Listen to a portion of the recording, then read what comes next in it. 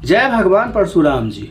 सोचता हूँ आज के इस शोर भरे समय में क्या हम सच में भगवान परशुराम को जानते हैं या सिर्फ उनका नाम लेते हैं। परशुराम ये केवल एक नाम नहीं, ये संकल्प है, एक ऐसा संकल्प जो अन्याय के सामने झुकना नहीं जानता। उनका जन्म हुआ बैसाख शुक्ल तृतीया के दिन महर्षि जमदग्नि और माता रेणुका के घर। एक और पिता का तप और दूसरी ओर माता की पवित्रता, इन दोनों का संगम थे परशुराम।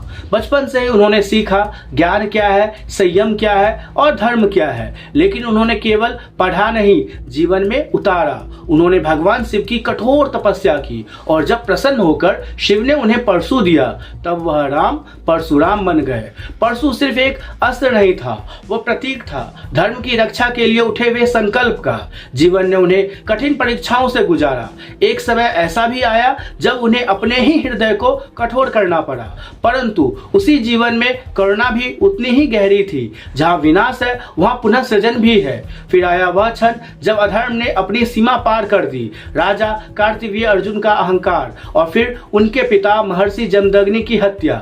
यह केवल एक पुत्र का दुख नहीं था, यह धर्म के अपमान का क्षण था। और तब परशुराम खड़े हुए, क्रोध में नहीं संकल्प में। उन्होंने प्रतिज्ञा ली कि इस धरती को अत्याचार से मुक्त करेंगे।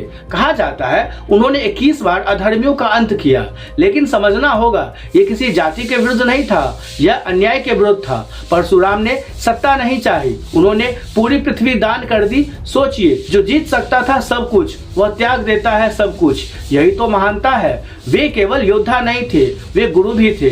भीष्म जैसे महायोद्धा, द्रोणाचार्य, कर्ण, इन सब के पीछे खड़े थे भगवान परशुराम और आज भी उन्हें चिरंजीवी माना जाता है।